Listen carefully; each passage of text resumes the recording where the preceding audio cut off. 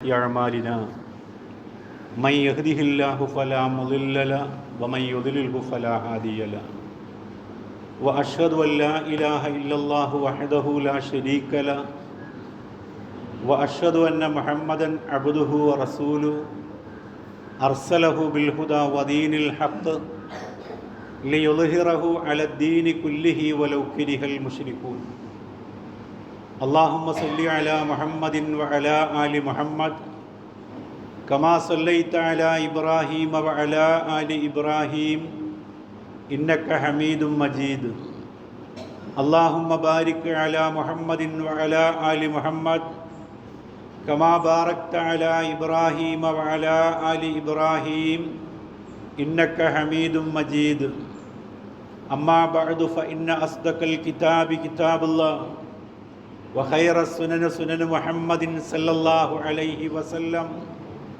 وشر الأمور محدثاتها وكل محدثة بدعة وكل بدعة ضلالة يا أيها الذين آمنوا أوصيكم أولا بتقوى الله أعوذ بالله من الشيطان الرجيم بسم الله الرحمن الرحيم صبغة الله ومن أحسن من الله صبغة ونحن له عابدون. അള്ളാഹുവിൻ്റെ അടിമകളായ സഹോദരങ്ങളെ,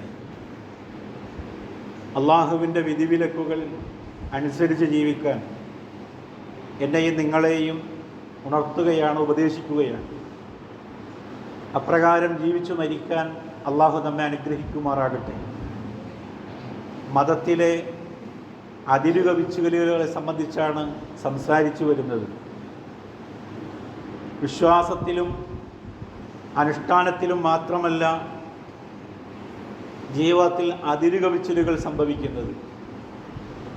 മനുഷ്യൻ്റെ ജീവിതത്തിൻ്റെ എല്ലാ തലങ്ങളിലും അതിരുകവിയാതെ രീതിയിൽ എന്താണോ അള്ളാഹുവും പ്രവാചകനും പഠിപ്പിച്ചിട്ടുള്ളത് അവിടെ നിൽക്കാനും മധ്യമമായ നിലപാട് സ്വീകരിക്കാനും നമുക്ക് സാധിക്കേണ്ടതുണ്ട്. ഇസ്ലാമിക സമൂഹം എന്ന് പറയുന്നത് ഉമ്മത്തൻ വസത്തൻ എന്നാണ്. മാതൃകയോടൊപ്പം തന്നെ മധ്യമ നിലപാടുകാർ കൂടിയാണ്. ഒരു കാര്യത്തിൽ ആ നിർദ്ദേശിക്കപ്പെട്ട കാര്യത്തിന് പുറമെ മറ്റേതെങ്കിലും കാര്യങ്ങൾ കുറേ കൂടി കൂടുതലായി ചെയ്യുന്നതും നിർദ്ദേശിക്കപ്പെട്ടതിൽ നിന്ന് കുറേ കാര്യങ്ങൾ ഒഴിവാക്കിക്കൊണ്ട് ചെയ്യുന്നതും ഇസ്ലാമിൽ അനുവദനീയമാകുന്ന കാര്യമല്ല. അങ്ങനെ വയ്ക്കുമ്പോൾ ജീവിതത്തിൻ്റെ എല്ലാ തലങ്ങളിലും ഈ ഒരു സമീപനം അതിരുകവിയാൻ പാടില്ല എന്ന് നമുക്ക് കാണാൻ കഴിയും. നമ്മൾ ജീവിച്ചു കൊണ്ടിരിക്കുന്ന സമൂഹത്തിൽ മുമ്പൊന്നുമില്ലാത്ത വണ്ണം രോഗങ്ങളുടെ ആധിക്യം കൂടി വരികയാണ്. കഴിഞ്ഞ തലമുറ കേൾക്കാത്ത ഒരുപാട് അസുഖങ്ങൾ പുതിയ തലമുറയായ നമ്മൾ കേട്ടുകൊണ്ടിരിക്കുന്നു. മാനസികവും ശാരീരികവുമായിട്ടുള്ള ഒരുപാട് അസ്വസ്ഥതകളിലൂടെയാണ് മനുഷ്യ സമൂഹം മുന്നോട്ട് പോയിക്കൊണ്ടിരിക്കുന്നത്. ഈ അസുഖങ്ങളൊക്കെ എങ്ങനെ ഉണ്ടാകുന്നു എന്നതിനെ സംബന്ധിച്ചുള്ള അന്വേഷണത്തിൽ അതിൽ വലിയൊരു പങ്ക് മനുഷ്യൻ കഴിക്കുന്ന ഭക്ഷണങ്ങളുടെ അടിസ്ഥാനപ്പെടുത്തിയാണ് നമുക്ക് കാണാൻ സാധിക്കും. ഇപ്പോൾ ഭക്ഷണ കാര്യത്തിൽ തീറ്റയിലും കുടിയിലുമൊക്കെ ഇതേ ഒരു നിലപാട് നമുക്ക് ഖുർആനിൽ നിന്നും സുന്നത്തിൽ നമുക്ക് കാണാൻ കഴിയുന്നതാണ്.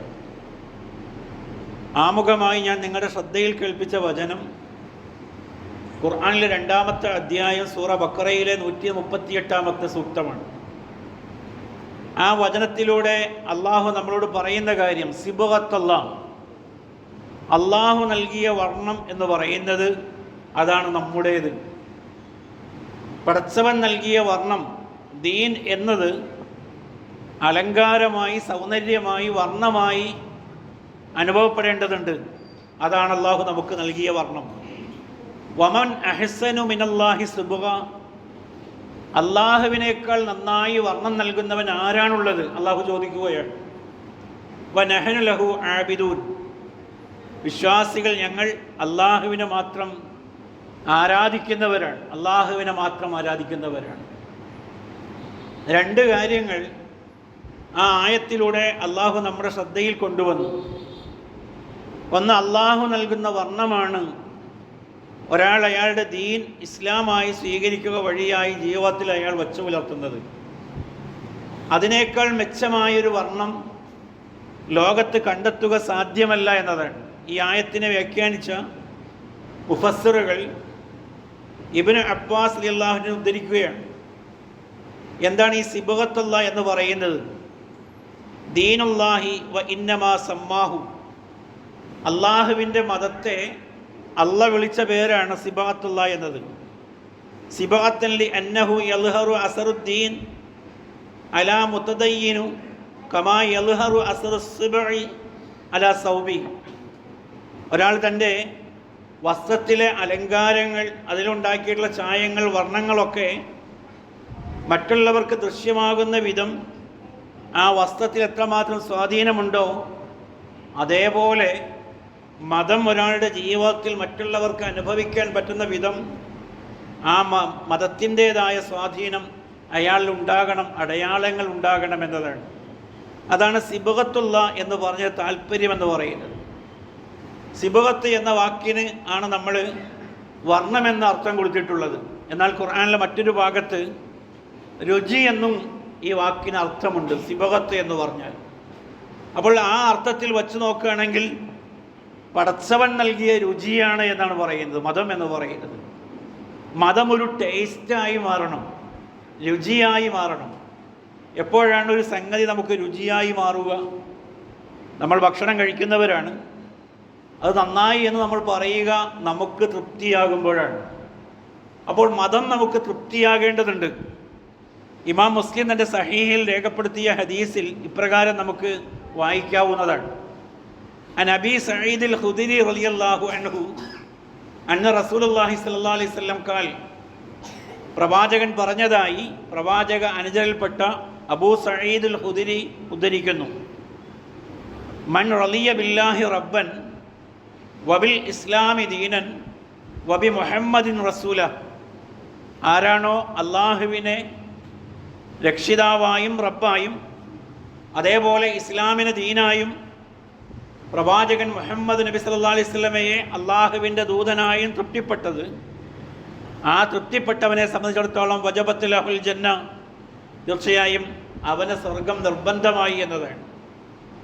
അപ്പോൾ ഈ രുചി എന്നത് ഈ തലത്തിൽ തൃപ്തിയിലേക്ക് നമ്മെ നയിക്കേണ്ടതുണ്ട്. മതപരമായ വിലക്കുകൾ, മതമെന്ന് പറയുന്നത് തന്നെയും വിധിവിലക്കുകളാണ്. ചെയ്യേണ്ടതും ചെയ്യാൻ പാടില്ലാത്തതുമാണ് മതമെന്ന് പറയുന്നത്. ദീൻ അങ്ങനെയാണ്. ആ വിധിവിലക്കുകൾ ഒരാൾക്ക് തൃപ്തിയായി തോന്നണം. നിർബന്ധമായി തോന്നുന്നതിനേക്കാൾ ഉപരിയായി ആ വിധിവിലക്കുകൾ എനിക്കൊരു തൃപ്തിയായി അനുഭവപ്പെടുമ്പോഴാണ് ദീൻ എനിക്ക് മതിയായതായി വരിക. ആ രീതിയിൽ ദീനിനെ ഉൾക്കൊള്ളാൻ നമുക്ക് സാധിക്കേണ്ടതുണ്ട്. ഭക്ഷണ മര്യാദകളെപ്പറ്റി പറയുന്നിടത്ത് ഖുർആനിൽ 3 നിർദ്ദേശങ്ങൾ നമുക്ക് കാണാവുന്നതാണ്. അതിലൊന്നാമത് ഖുർആനിലെ 5-ാമത്തെ അധ്യായം സൂറ മാഇദയിലെ 88-ാമത്തെ വചനത്തിൽ അള്ളാഹു പറയുന്നുണ്ട്, വക്കുലൂ മിമ്മാ റസഖക്കും അല്ലാഹു ഹലാലൻ ത്വയ്യിബ, അള്ളാഹു നിങ്ങൾക്ക് നൽകിയതിൽ നിന്ന് അനുവദനീയവും വിശിഷ്ടവുമായത് നിങ്ങൾ ഭക്ഷിച്ചു കൊള്ളുക. വത്തക്കുള്ള, നിങ്ങൾ അള്ളാഹിനെ സൂക്ഷിക്കുക. അല്ലദീ അൻതും ബിഹി മുഅ്മിനൂൻ, നിങ്ങൾ ഏതൊരു അള്ളാഹുവിലാണോ വിശ്വസിക്കുന്നത് ആ അള്ളാഹുവിനെ നിങ്ങൾ സൂക്ഷിക്കുക. എന്നതിന് മുമ്പായി പറഞ്ഞത് 2 കാര്യങ്ങളാണ്. ഒന്ന്, കഴിക്കുന്ന ഭക്ഷണം അനുവദനീയമാവുക, മറ്റൊന്ന് വിശിഷ്ടമാവുക. എല്ലാ അനുവദനീയങ്ങളും വിശിഷ്ടമായി കൊള്ളുന്നില്ല. അനുവദനീയം തന്നെ 2 മാർഗമുണ്ട്. വസ്തു തന്നെ നിഷിദ്ധമാക്കപ്പെട്ട ചില ഭക്ഷണ പദാർത്ഥങ്ങളുണ്ട്, അതൊരിക്കലും വിശ്വാസിക്ക് കഴിക്കാൻ പാടുള്ളതല്ല. എന്നാൽ വസ്തു നിഷിദ്ധമല്ല, അത് ലഭിച്ച മാർഗങ്ങൾ നിഷിദ്ധമാണെങ്കിലോ അതും ഹലാലിന് വിപരീതമായി ഹറാമായി വരും. അത്തരം വസ്തുക്കൾ നമുക്ക് ഭക്ഷിക്കാവുന്നതല്ല. ഒരാളുടെ പ്രാർത്ഥന പോലും നിഷേധിക്കപ്പെടുന്നത് ഹലാലല്ലാത്ത ഭക്ഷണം അയാൾ കഴിക്കുമ്പോഴാണ്. അള്ളാഹുവിലേക്ക് കൈ ഉയർത്തിക്കൊണ്ട് പ്രാർത്ഥിക്കുന്നുണ്ട്, പക്ഷേ ആ പ്രാർത്ഥന അവൻ്റെ ശിരസിൻ്റെ മുകളിലേക്ക് പോകുന്നില്ല എന്ന് അള്ളാഹുവിൻ്റെ റസൂല് പറയാം. അതിൽ 3 കാര്യങ്ങൾ പറയുന്നുണ്ട്. ഒന്നവൻ കഴിച്ചതും കുടിച്ചതും അതേപോലെ തന്നെ അവൻ ധരിച്ചതുമൊക്കെയും ഹറാമിൽ നിന്നുള്ളതാണ്. അവനെ വളർത്തപ്പെട്ടതും ഹറാമിലാണ്. അതുകൊണ്ട് അത്തരം ഒരാളുടെ പ്രാർത്ഥന പോലും നിരാകരിക്കപ്പെടുമെന്നുള്ളത് ഭക്ഷണ മര്യാദകളിൽ ഹലാലുകൾ അതിൽ പരിമിതമാക്കാൻ നമുക്ക് സാധിക്കേണ്ടതുണ്ട്. ഖുർആനിലെ 2-ാമത്തെ അധ്യായം സൂറ ബക്കറയിലെ 172-ാമത്തെ വചനത്തിൽ ഒരു കാര്യം കൂടി കടത്തി പറയുകയാണ്. യാ അയ്യുഹല്ലദീന ആമനു കുലൂ മിൻ തയ്യിബാത്തി മാ റസഖ്നാക്കും, അള്ളാഹു നിങ്ങൾക്ക് നൽകിയതിൽ നിന്ന് വിശിഷ്ടമായത് നിങ്ങൾ കഴിക്കുക. നൽകിയതിൽ തന്നെ കേടുള്ളതും ശരീരത്തിന് ദോഷമുള്ളതും ഉപദ്രവകരമായിട്ടുള്ളതും ഭക്ഷിക്കാൻ പാടില്ല എന്നതാണ് പറഞ്ഞു വരുന്നത്. അത്തരം വസ്തുക്കൾ വസ്തു എന്ന നിലയിൽ അനുവദനീയമാണ് എങ്കിലും അതിൻ്റെ ഉപയോഗം നമ്മുടെ ആന്തരികമായ ഘടനയ്ക്കും ശരീരത്തിൻ്റെ അവയവങ്ങൾക്ക് നമുക്ക് തന്നെയും ദോഷകരമാകുന്നുവെങ്കിൽ അത്തരം ഭക്ഷ്യവസ്തുക്കൾ ഉപയോഗിക്കാൻ പാടില്ല എന്നത്.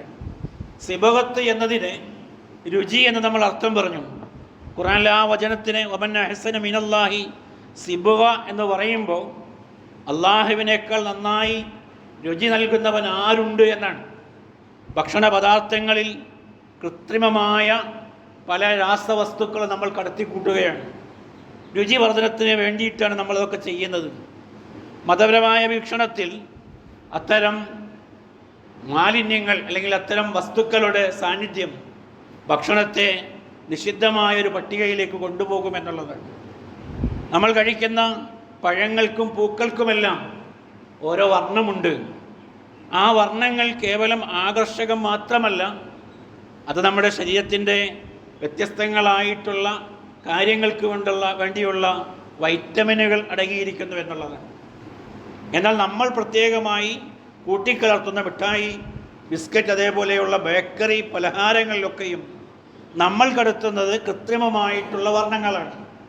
ആ വർണ്ണങ്ങൾ ശരീരത്തിന് ദോഷകരമാണ് എങ്കിൽ അത്തരം ദോഷകരമായ വസ്തുക്കളുടെ ഭക്ഷണം അതല്ലെങ്കിൽ അത് കഴിക്കുന്നത് മതപരമായി ന്യായീകരിക്കാൻ സാധ്യമല്ല എന്ന് നമ്മൾ മനസ്സിലാക്കണം. അപ്പോൾ ഈ ദുഷ്പ്രവണതകൾ സമൂഹത്തിൽ വല്ലാതെ കടന്നു വന്നിരിക്കുന്നു.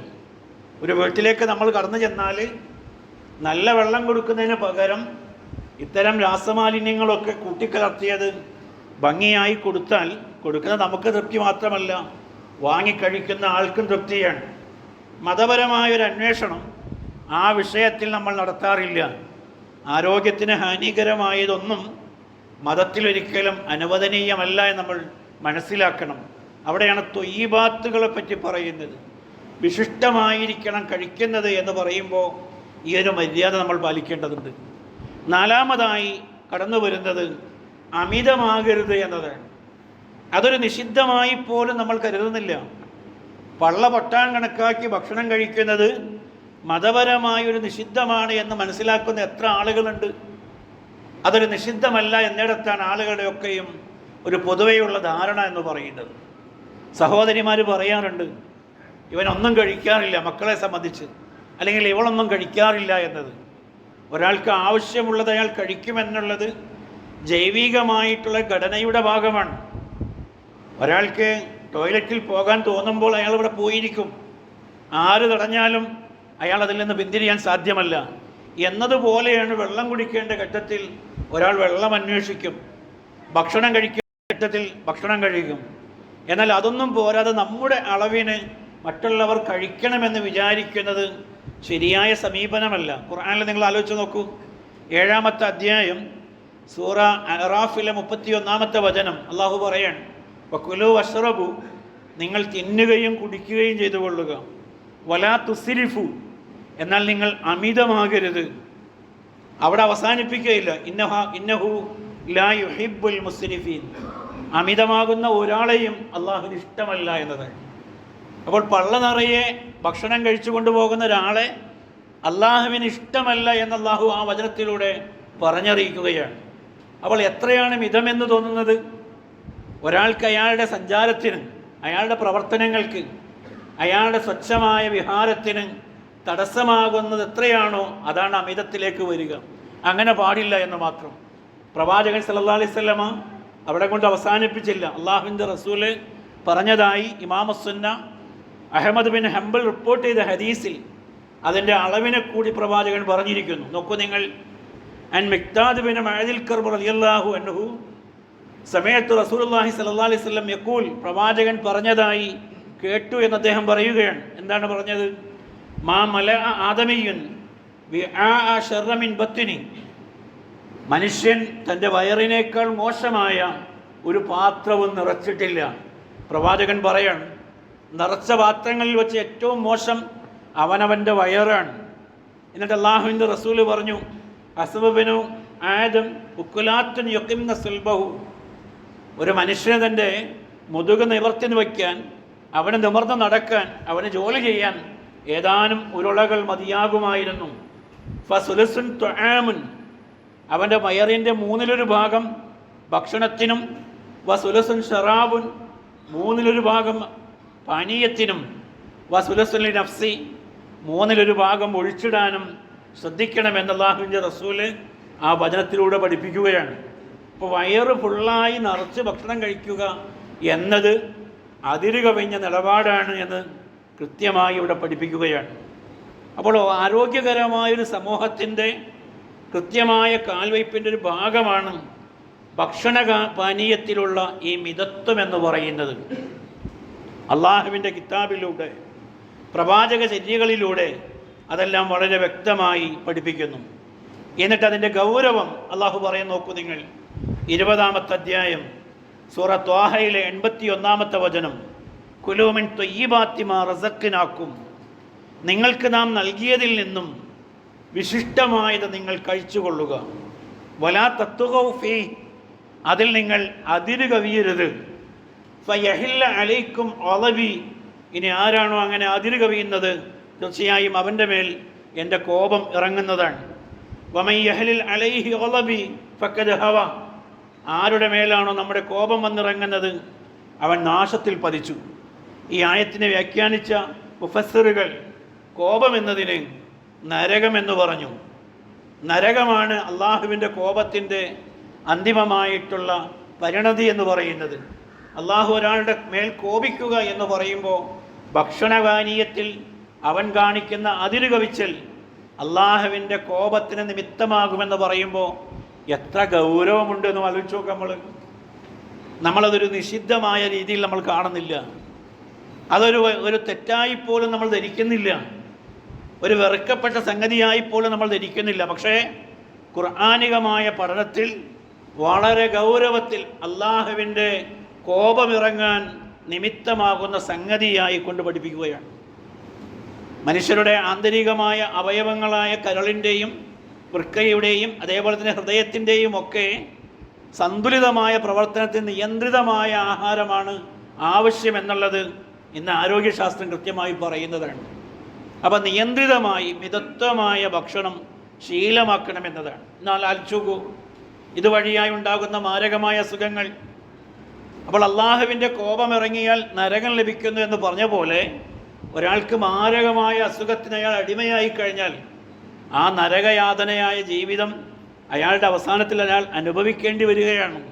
നമ്മുടെ പ്രത്യക്ഷ ലോകത്ത് നമ്മൾ കണ്ടുകൊണ്ടിരിക്കുന്ന ഒരു വസ്തുതയാണ് പറഞ്ഞത്. അപ്പോൾ അതിരു കവിച്ചവരുടെ കാര്യത്തിൽ, ഭക്ഷണങ്ങളുടെയും പാനീയത്തിൻ്റെയും കാര്യത്തിൽ കൃത്യമായൊരു ആലോചനയും ഒരു നിലപാടും സ്വീകരിക്കാൻ വിശ്വാസികൾ കടപ്പെട്ടിരിക്കുന്നു എന്ന് ഈ വചനങ്ങളിലൂടെയും പ്രവാചക അധ്യാപനങ്ങളിലൂടെയും നമുക്ക് മനസ്സിലാക്കാൻ സാധിക്കുന്നതാണ്. മറ്റൊരു ഭാഗമെന്ന് പറയുന്നത് വസ്ത്രമാണ്.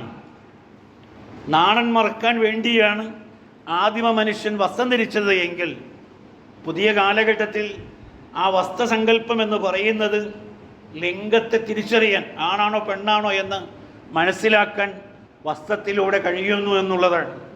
ബാലുശ്ശേരിയിലെ ഒരു സ്കൂളിലെ ആൺകുട്ടികളും പെൺകുട്ടികളുമൊക്കെ ഒരേ രീതിയിൽ വസ്ത്രം ധരിക്കാൻ അവിടുത്തെ പിടിയെ തീരുമാനിച്ചു. അതൊരു വലിയ വിമോചനമായി, വലിയ നവോത്ഥാനമായി ഇവിടുത്തെ മുത്തശ്ശി പത്രങ്ങളൊക്കെയും വലിയ പേജുകളിൽ 5ഉം 6ഉം കോളമുള്ള വലിയ ലേഖനങ്ങളൊക്കെ എഴുതുകയുണ്ടായി. അതൊരു വലിയ വിപ്ലവമായിക്കൊണ്ട് ആണിനെയും പെണ്ണിനെയും തിരിച്ചറിയാൻ പറ്റാത്ത രീതിയിൽ ആൺമക്കളും പെൺമക്കളുമൊക്കെ ഒരേ വസ്ത്രം ധരിക്കുക എന്നത് ഇസ്ലാമികമായി അത്തരം സങ്കല്പങ്ങൾക്ക് യാതൊരു ബന്ധവുമില്ല എന്ന് നമ്മൾ തിരിച്ചറിയേണ്ടതുണ്ട്. പുതിയ കാലഘട്ടത്തിൽ നമ്മുടെ മക്കൾ പറഞ്ഞുകൊണ്ടിരിക്കുന്നത് മൈ ബോഡി മൈ ചോയ്സ് എന്നുള്ളതാണ് അവരുടെ മുദ്രാവാക്യം. എൻ്റെ ശരീരം എൻ്റെ സ്വാതന്ത്ര്യം, അല്ലെങ്കിൽ എൻ്റെ തിരഞ്ഞെടുപ്പ് എന്നതാണ്. എൻ്റെ ശരീരത്തിൽ എന്ത് ധരിക്കണമെന്നത് ഞാൻ നിശ്ചയിക്കും എന്നിടത്ത് ഒരു വിശ്വാസിക്ക് അത്രത്തോളം ആകാൻ പാടില്ല എന്നതാണ്. ഈ വസ്ത്രം എന്ന് പറയുന്നത് മാന്യതയുടെ ലക്ഷണമാണ്. അതേപോലെ തന്നെ ഒരു സംസ്കാരത്തെ കൃത്യമായി അടയാളപ്പെടുത്തുന്നതാണ് വസ്ത്രം എന്ന് പറയുന്നത്. ആ രീതിയിൽ വസ്ത്രധാരണം ധരിക്കുന്നവരാണോ നമ്മളെന്ന് നമ്മൾ ആലോചിച്ച് നോക്കേണ്ടതുണ്ട്. ഖുർആൻ അത് പറയുന്നത് എത്ര ഗൗരവത്തോടു കൂടിയാണ്. 7-ാമത്തെ അധ്യായം സൂറ അറാഫിലെ 26-ാമത്തെ വചനം അള്ളാഹു പറയാൻ, യാ ബനി ആദം, അല്ലയോ മനുഷ്യരെ, ആദമിൻ്റെ മക്കളെ, ഖദ് അൻസൽനാ അലൈക്കും ലിബാസൻ യുവാരി സൗവാത്തിക്കും, ഇതാ നിങ്ങൾക്ക് നിങ്ങളുടെ നഗ്നത മറക്കുന്നതിന് വേണ്ടിയുള്ള വസ്ത്രം നാം ഇറക്കി തന്നിരിക്കുന്നു. വരീഷൻ, അതേപോലെ തന്നെ അലങ്കാരത്തിനുമുള്ള വസ്ത്രങ്ങൾ. വലിബാസു തഖ്വ ദാലിക ഖൈറുൻ, എന്നാൽ സൂക്ഷ്മതയാകുന്ന വസ്ത്രമാണ് ഏറ്റവും മെച്ചമായിട്ടുള്ളത്. ദാലിക മിൻ ആയാത്തില്ല, അത് അള്ളാഹുവിൻ്റെ ദൃഷ്ടാന്തങ്ങൾപ്പെട്ടതാണ്. ലഅല്ലഹും യതദക്കറൂൻ, നിങ്ങൾ ചിന്തിക്കുന്നവരാകുന്നതിന് വേണ്ടി, കാര്യങ്ങൾ ശ്രദ്ധിച്ച് മനസ്സിലാക്കാൻ വേണ്ടി അള്ളാഹു ഇത് വിവരിച്ചു തരുന്നു. അവിടെ പ്രത്യേകമായി അള്ളാഹു പറഞ്ഞത് ഈ വസ്ത്രദാനത്തെ പറ്റി പറയുന്നിടത്ത് ലിബാസു തഖ്വ എന്നതാണ്. മുഫസ്സിറുകൾ അതിന് കൊടുത്തിട്ടുള്ള അർത്ഥം എന്ന് പറയുന്നത് അൽ ഹയാ എന്നാണ്. ലജ്ജ തോന്നിപ്പിക്കുക. വസ്ത്രം ധരിക്കുമ്പോൾ എൻ്റെ നഗ്നത മറ്റുള്ളവർ കാണുന്നതിൽ എനിക്ക് ലജ്ജയുണ്ടാവുക. പഴയ കാലഘട്ടങ്ങളിലൊക്കെ നമ്മൾ മൂട് കീറിയ പാൻറ്റും നിക്കറും ഒക്കെ ധരിച്ച് പള്ളിക്കൂടത്തിൽ പോയവരാണ് ദാരിദ്ര്യം കൊണ്ട്. ഇന്ന് മൂട് കീറാത്ത നമ്മൾ വാങ്ങി കീറുകയാണ് അന്തസ്സിന് വേണ്ടി. സമ്പന്നതയുടെയും കുലീനതയുടെയും ലക്ഷണമായി പിശാച് നമ്മളെ തോന്നിപ്പിക്കുകയാണ്. അവിടെയാണ് ലിബാസു തഖ്വ എന്ന് പറഞ്ഞത്. മുഫസ്സിറുകൾ ചിലർ രേഖപ്പെടുത്തിയതൽ ഈമാൻ, ലിബാസുൽ ഈമാൻ എന്നാണ്. ഈമാനിൻ്റെ വസ്ത്രം ധരിക്കുക എന്നതാണ്. ലിബാസുൻ ഖശിയത്തില്ല, പടച്ചവനെ ഭയപ്പെടുന്ന വസ്ത്രം ധരിക്കുക എന്നതാണ്. ലിബാസുൽ അഫാഫ് എന്നാണ് പറഞ്ഞത്, മാന്യതയുടെ വസ്ത്രം ധരിക്കുക. ഒന്ന് ആലോചിച്ച് നോക്കാം. നമ്മൾ ധരിക്കുന്ന വസ്ത്രം നമുക്ക് മാന്യതയാകണം, പടച്ചവനെ പേടിയുള്ളതാകണം, ഈമാൻ പ്രതിഫലിപ്പിക്കുന്നതാകണം, ലജ്ജയെ പ്രതിനിധാനം ചെയ്യുന്നതാകണം.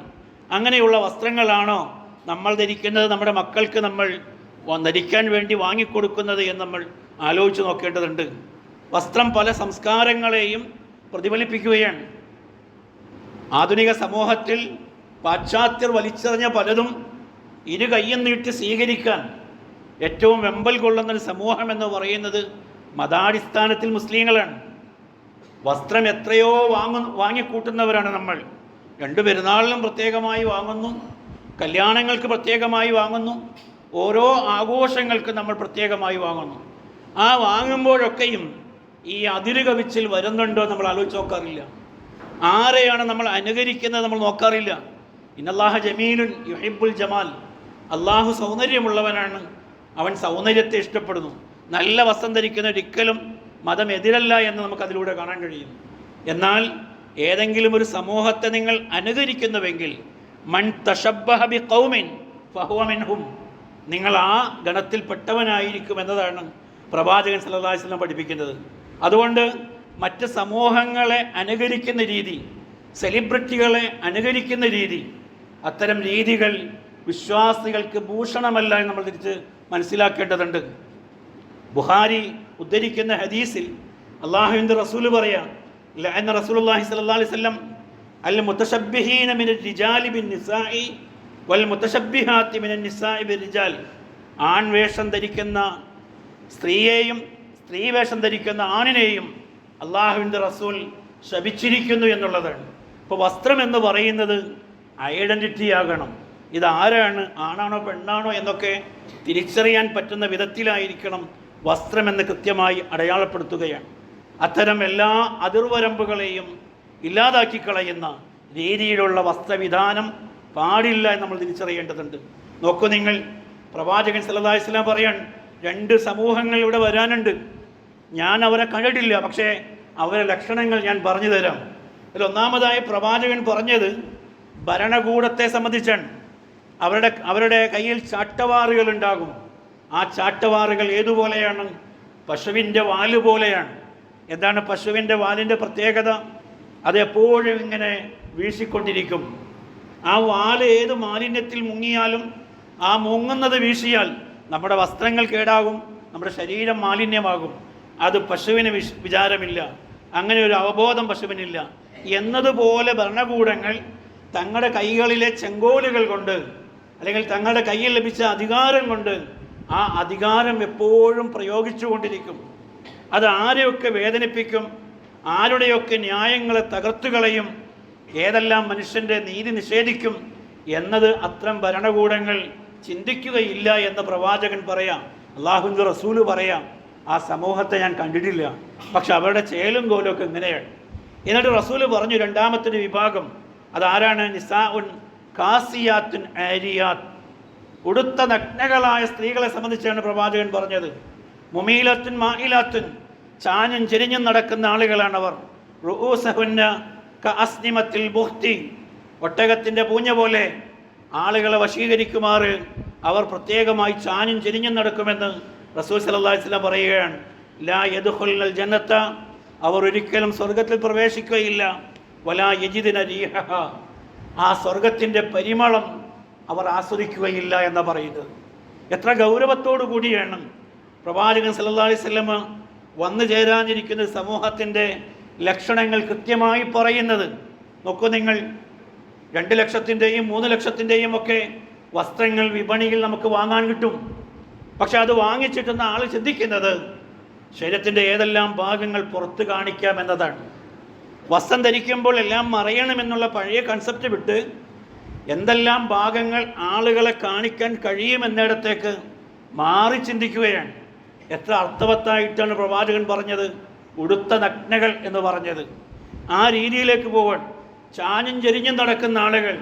പുതിയ കാലഘട്ടങ്ങളിൽ നടക്കുക എന്നത് മനുഷ്യൻ്റെ വളർച്ചയിൽ മനുഷ്യൻ സ്വീകരിക്കുന്ന ജൈവികമായി കടന്നു വരുന്നൊരു പ്രക്രിയയാണ്. നമ്മൾ ആദ്യം ഇരുന്നു അല്ലെങ്കിൽ കടന്നു, ശേഷം നമ്മൾ മലർന്നു കിടന്നു, പിന്നീട് നമ്മൾ കമിഴ്ന്നു കിടന്നു, അതിനും ശേഷം നമ്മൾ ഇരുന്നു, പിന്നെ നടക്കാനൊക്കെ തുടങ്ങി. അതൊരു പ്രക്രിയയാണ്. എന്നാൽ പുതിയ കാലഘട്ടങ്ങളിൽ സൗന്ദര്യത്തിൻ്റെ ലക്ഷണമായിക്കൊണ്ട് മക്കളെ അഭ്യസിപ്പിക്കുകയാണ്. എന്തഭ്യാസമാണത്? ക്യാറ്റ് വാക്ക് ചെയ്യാൻ പഠിപ്പിക്കുന്നു. പൂച്ച നടക്കുന്നത് പോലെ കുട്ടികൾ നടക്കാൻ ശീലിക്കുകയാണ്, അല്ലെങ്കിൽ അത്തരം പരിശീലനങ്ങൾ കൊടുക്കുകയാണ് സൗന്ദര്യബോധത്തിൻ്റെ പേരിൽ. നോക്കൂ നിങ്ങൾ, റസൂൽ സല്ലല്ലാഹു അലൈഹി വസല്ലമ പറഞ്ഞത് വളരെ കൃത്യമായി അച്ചിട്ട പോലെ കടന്നു വരികയാണ്. ഇനി അതിൻ്റെ അനന്തരഫലമേ വരാനുള്ളൂ. സ്വർഗത്തിൽ അവർ പ്രവേശിക്കില്ല എന്ന് മാത്രമല്ല, സ്വർഗത്തിൻ്റെ പരിമളം പോലും ആസ്വദിക്കാൻ അവർക്ക് സാധിക്കുകയില്ല എന്നതാണ്. ഈ ഒരു അർത്ഥത്തിലേക്ക്, ഈ ദുരന്തത്തിലേക്ക് വസ്ത്രദാന സങ്കല്പങ്ങൾ മാറിപ്പോവുകയാണ്. നമ്മുടെ പുരുഷന്മാരായ കുട്ടികളായ ആളുകളുടെ വസ്ത്രദാനം നമ്മൾ ആലോചിച്ച് നോക്കുക. അവരുടെ ഊരയിൽ നിന്ന് വീഴാൻ പറ്റുന്ന രീതിയിൽ, ഈ മെമ്പറിൽ എന്ന് പറഞ്ഞാൽ നിങ്ങളൊരു പക്ഷേ തെറ്റിദ്ധരിക്കുമാറ് അത്രയും ആഭാസകരമായിട്ടുള്ള വസ്ത്രദാന സങ്കല്പത്തിലേക്ക് ആൺകുട്ടികൾ മാറുകയാണ്. തെരുവിലെ എല്ലാ മാലിന്യങ്ങളും പേറാൻ പറ്റുന്ന രീതിയിൽ അവരുടെ വസ്ത്രം നെരിയാണിക്ക് താഴേക്ക് ഇറങ്ങിപ്പോവുകയാണ്. എനിക്കും നിങ്ങൾക്കൊന്നും അതിലൊരു യാതൊരു ബേജാറുമില്ല. വാങ്ങിക്കൊടുക്കുന്നിടത്ത് അത്രയൊരു നിയന്ത്രണവുമില്ല. ചോദിക്കുന്ന പണം നമ്മൾ കൊടുത്തു കൊടുക്കുന്നു. അതിലൊരു അതിരുകവിച്ചിലും ഉണ്ട്, നമ്മൾ മനസ്സിലാക്കുന്നില്ല. അള്ളാഹുവിൻ്റെ റസൂല് പറഞ്ഞു, നെരിയാണിക്ക് താഴെ വസ്ത്രം വലിച്ചിഴക്കുന്നവനെ പരലോകത്ത് അള്ളാഹു പരിശുദ്ധപ്പെടുത്തുകയില്ല, അവൻ്റെ നേരെ അള്ളാഹു നോക്കുകയില്ല, അവനോട് അള്ളാഹു സംസാരിക്കുകയില്ല. എന്നാലോചിച്ച് നോക്കും, അത്രയും ഗൗരവമുണ്ട് എന്നാണ് പറയുന്നത്. സ്വർഗത്തിൽ നിഷിദ്ധമാക്കപ്പെടുന്ന ആളുകളിൽ അത്തരം ആളുകൾ ഉൾപ്പെടുമെന്നാണ് നമ്മളോട് അള്ളാഹുവിൻ്റെ റസൂൽ താക്കീത് ചെയ്യുന്നത്. അതുകൊണ്ട് അതിരുകവിച്ചൽ എന്ന് പറയുന്നത് കേവലം വിശ്വാസപരമായ ചില സംഗതികളിലും അനുഷ്ഠാനങ്ങളിലും മാത്രമല്ല, ജീവിതത്തിൻ്റെ എല്ലാ രംഗങ്ങളിലും, മതം പ്രതിനിധാനം ചെയ്യുന്ന എല്ലാ രംഗങ്ങളിലും മിതത്വമുള്ളവരായി, മധ്യമ സമൂഹമായി മാറാൻ ഞാനും നിങ്ങളും പരിശ്രമിക്കുക. അള്ളാഹു അതിന് നമ്മെ അനുഗ്രഹിക്കുമാറാകട്ടെ. അസ്തഗ്ഫിറുല്ലാഹ ലീ വലക്കും വലി ജമീഇൽ മുസ്ലിമീൻ അസ്തഗ്ഫിറൂ ഇന്നഹു ഹുവൽ ഗഫൂറുർ റഹീം.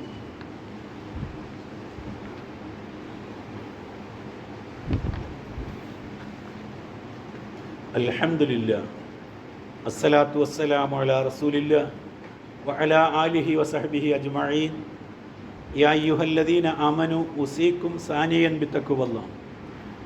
അള്ളാഹുവിൻ്റെ അടിമകളായ സഹോദരങ്ങളെ, അള്ളാഹുവിൻ്റെ വിധിവിലക്കുകൾ അനുസരിച്ച് ജീവിക്കാൻ ഒരിക്കൽ കൂടെ എന്നെയും നിങ്ങളെയും ഉണർത്തുകയാണ്, ഉപദേശിക്കുകയാണ്.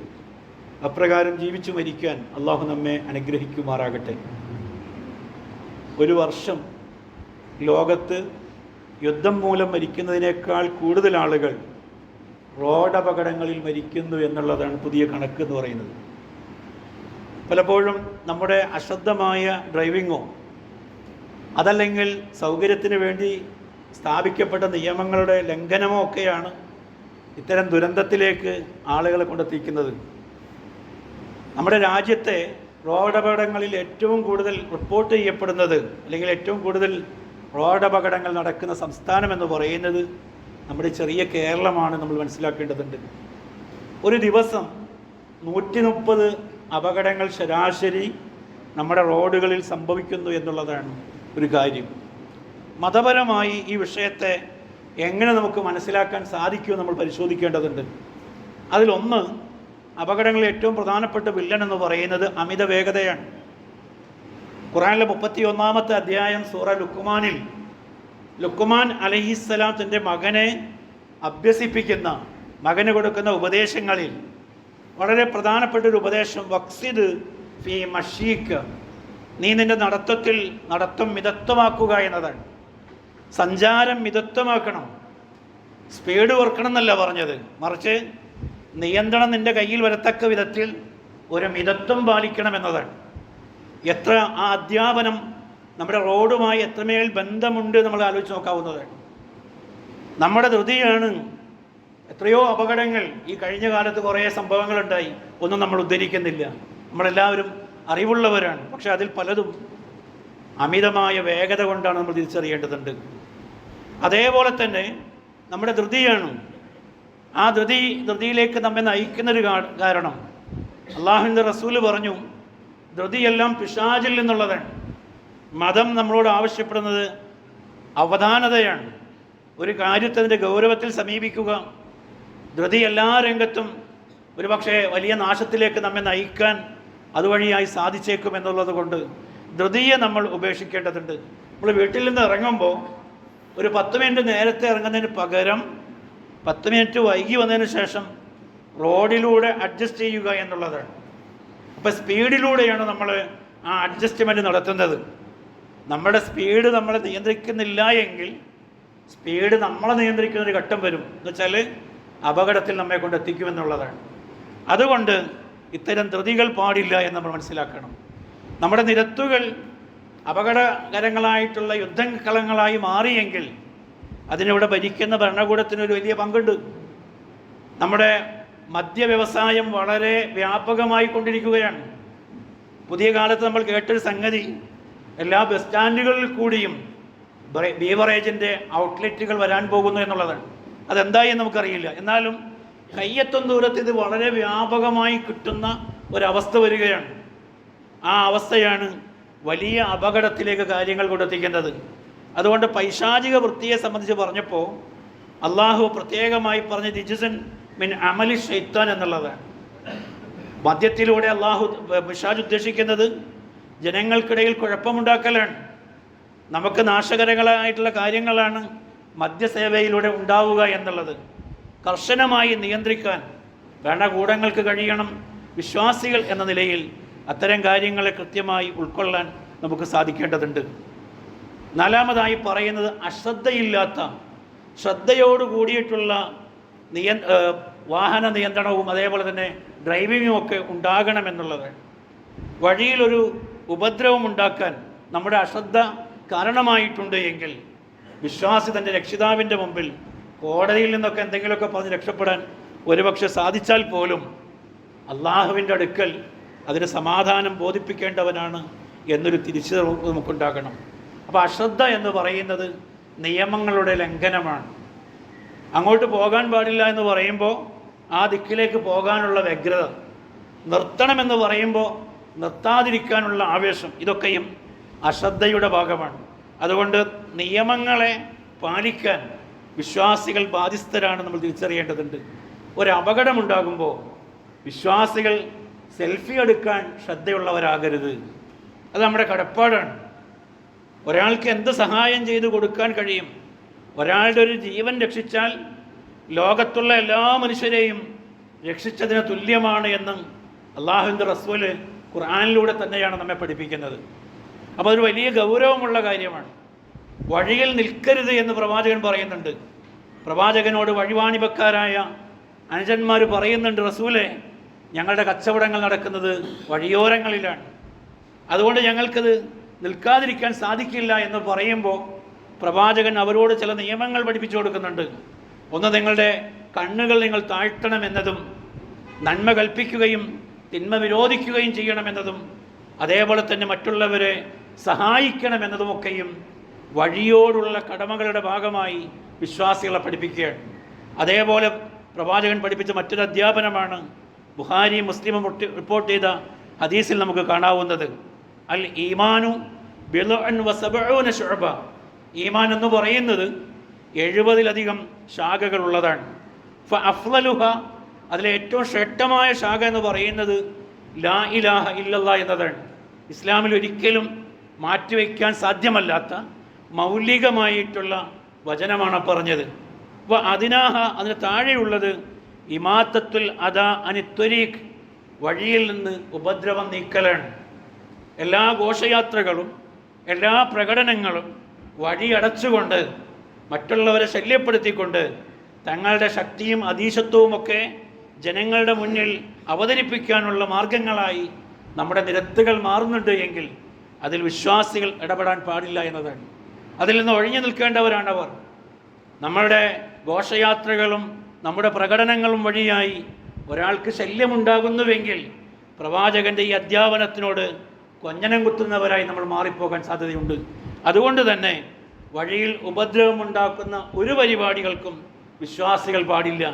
അവിടെ വഴലു പറച്ചിലാണെങ്കിലും അവിടെ പ്രകടനമാണ് എങ്കിലും അതിൽ നിന്നൊക്കെയും വിട്ടുനിന്നുകൊണ്ട് വഴിയാത്രക്കാരായ ആളുകൾക്ക് സൗകര്യമൊരുക്കാൻ ഞാനും നിങ്ങളും തയ്യാറാകേണ്ടതുണ്ട്. ഈ മര്യാദകളൊക്കെ ജീവിതത്തിൽ പരമാവധി പാലിക്കാൻ ഞാനും നിങ്ങളും ശ്രമിക്കുക.